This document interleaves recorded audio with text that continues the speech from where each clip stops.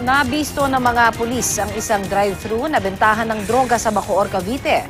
Nagbabalik po si Darlene Cai.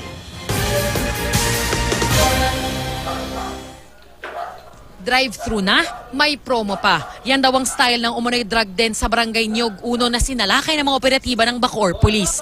Arestado ang magkakaanak na sina Isagani Ordonez, Giovanni Ordonez at Raquel Amahan. Kasamang dalawang iba pa na sina Jason Morados at Paulo Lontok. Pangunahing target daw sa Isagani na dati nang nakulong dahil sa droga. May mga na-apprehend tayo doon sa barangay na yon.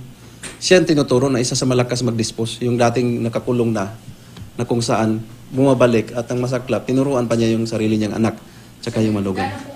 Bukod sa pagbebenta, naaktuhan pa umano ang ilan sa kanila na bumabatak. Ang siste, sa mismong bahay daw nina Ordonez ginagawang bentahan. Ang mga customer na umiskor, pwede daw doon na rin bumatak sa isang kwarto. May tila promo pa dahil libre na ang mga drug paraphernalia. Pero kung hindi naman yun ang trip ng user, dadaan ka lang doon sa isang bahay, sa isang porsyon sa bahay niya na may bintana, iabot lang din yung shabu. As diretso ka na alis. Kaya ang ano nga nila is drive-thru.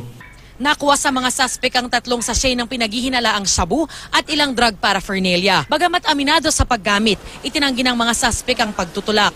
Pinasok po yung bahay namin. Tapos, ayun. Dinala na kami. Dati pong gumamit ako. Tapos, tumigil. Tapos, napaulit-ulit.